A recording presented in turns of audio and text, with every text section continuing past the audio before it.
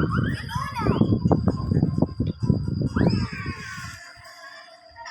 าเข้ามาเล่นกูมาใต้เล่นกูมา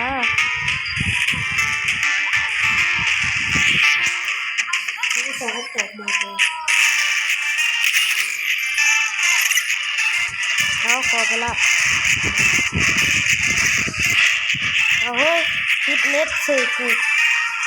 ลงเปิดวง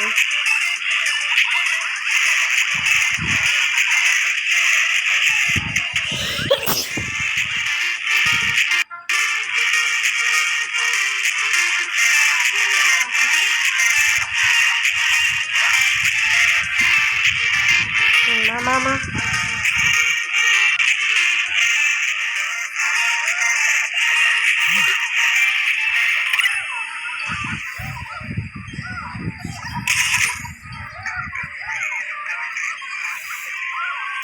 ตุ๊กกดฝากนี่แหละอดคิดได้ละ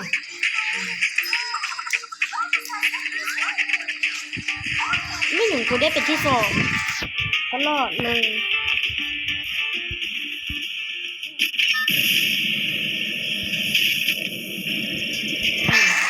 บอกครับกูดึงเลยมาเดี๋ยวกูเอาตัวเองกูมีนกนี่มีใครนี่ลุงอยู่ดีวะข้างหน้าเลยลงเลยนี่บ้านพี่ได้มีคนตายบ้านพี่ได้มีคนที่รถมึงข้างหลังมึงไม่ได้หรอกยิงคนที่ข้างหลังมึงคนหนึ่งตายลงมายิงปืนได้ปืนแล้วฮะยิงปืนอยู่มึงยิงปืนก่อนขอของหน่อยขอของหน่อยเฮ้ยไฟโดนไฟไปแล้วเราไม่คิดกันเลยมีคนยังไม่ถูก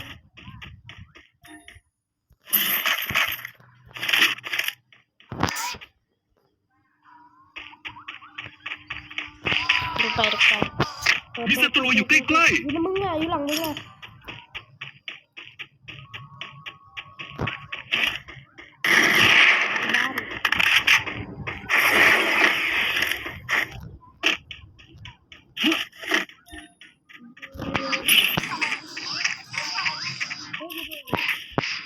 เล่นส่วนกับมันเมื่อกี้นี่นะ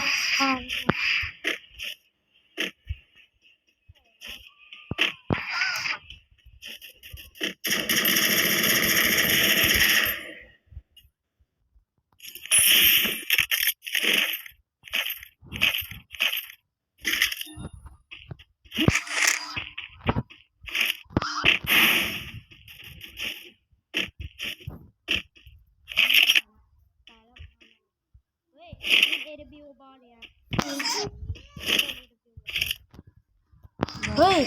มึงนี่อัพบอเดี๋ยวกูจะเอาอัพให้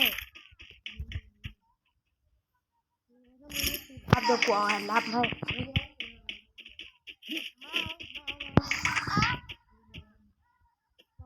นี่นะ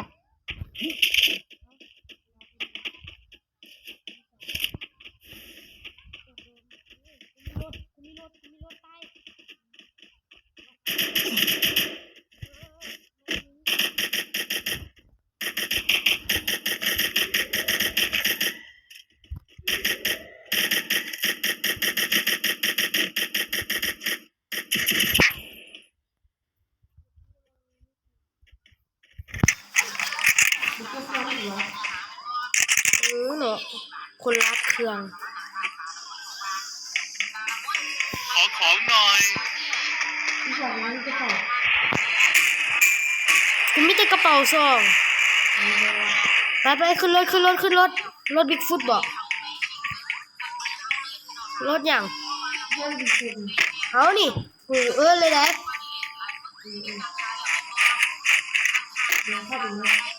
ครับรถมาโยนระเบิดมาเดี๋ยวกูเปิดสกิลอันนี้กันระเบิด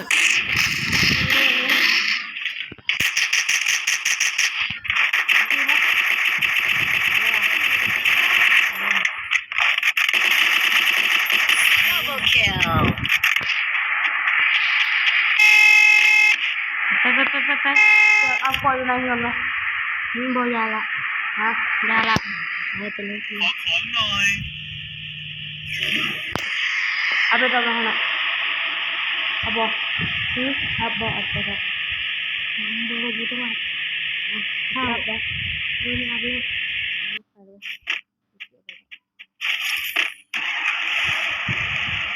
บอกมาทำนะครับเดี๋ยวนะครับเวลาคุณกัน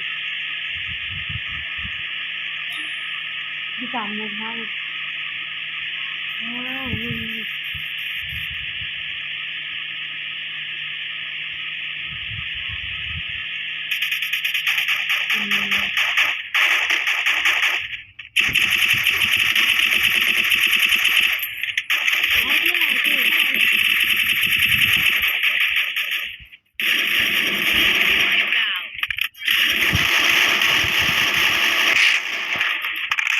มันหนีไปแล้วตายบอกนะบอกมาได้ป่ะเลยไม่ใช่มันนั่นน่ะน่าคิดว่าไปดู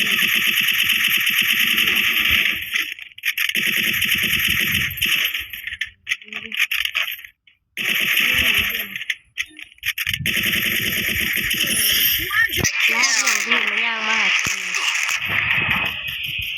เดี๋ยวนี่ใส่ละ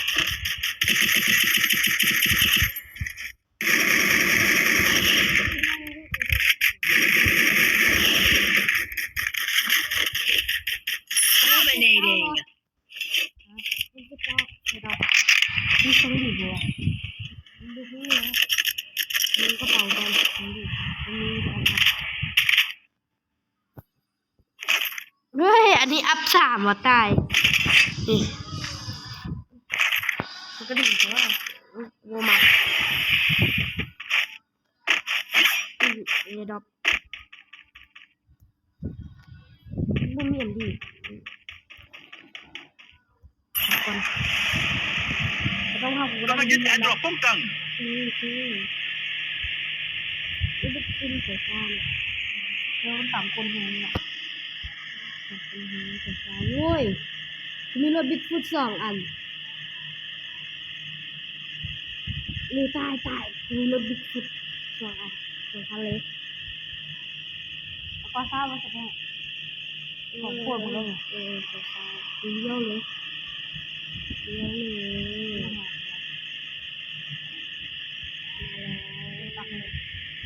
กำลังยึดแอร์ดรอปป้องกัน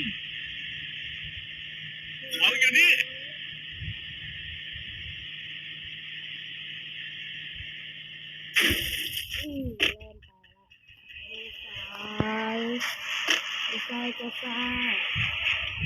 เอาอยู่นี่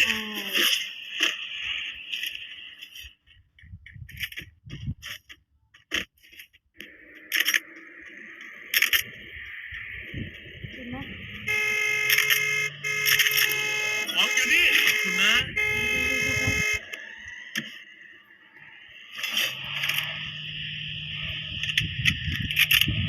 เดี๋ยว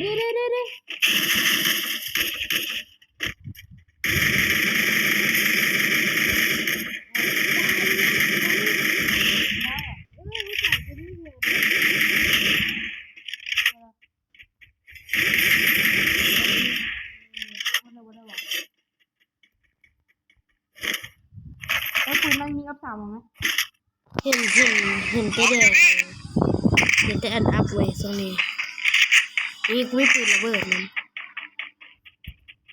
ที่เจอคน กำลังยึดจุดชุบชีวิตอยู่ ตายว่าที่เจอคนบ่วะ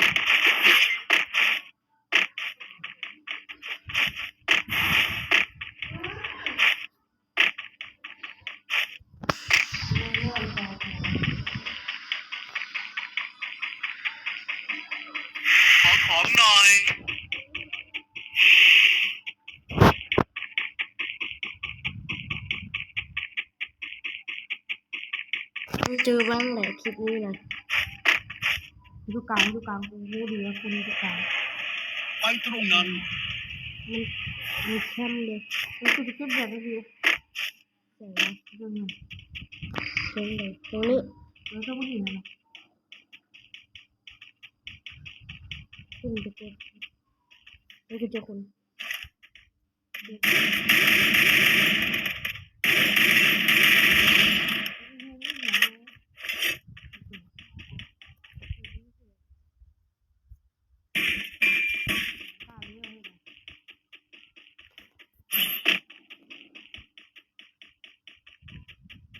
ขอของหน่อย ขอของหน่อย มันจะเจ็บบ้าหรอกูโดด ขอของหน่อย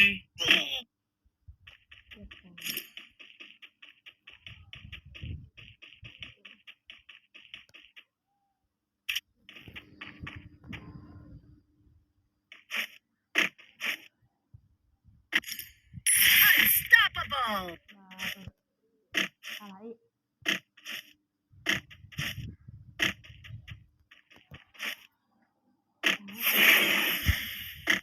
เจอคนแบบนี้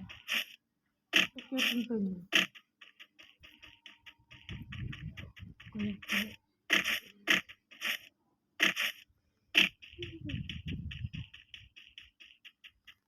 บทมันอยู่นอกเกมตรงนี้มีคนบนหน้าเสาเก้านี่นะเฮ้ยเสาเก้าคนนี่นะมีคนเดียวฉันเห็นแล้วกูโดดไปแล้วซ่อง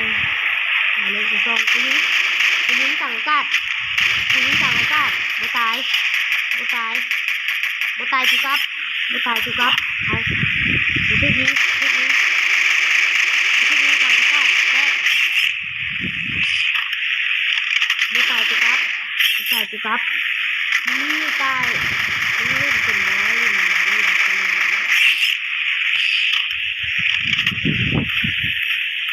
กูซอกบนคนกันซอกบนให้อะไรจ้างยาลาไก่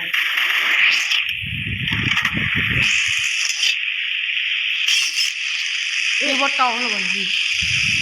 ดิเฮ้ยเสียวะนี่คือเห็นแล้วเดินความเร็วยูพูย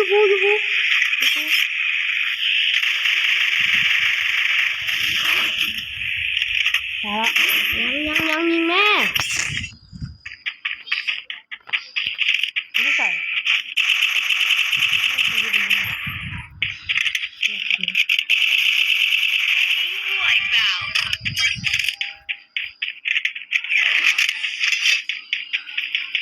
สกิปไปจ่อย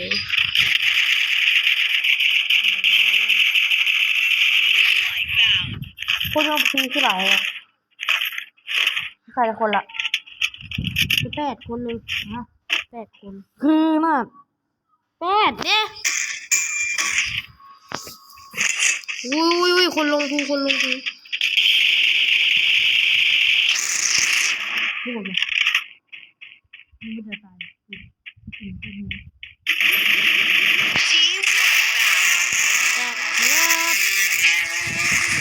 ชิตั้งไงวะเห็นยัง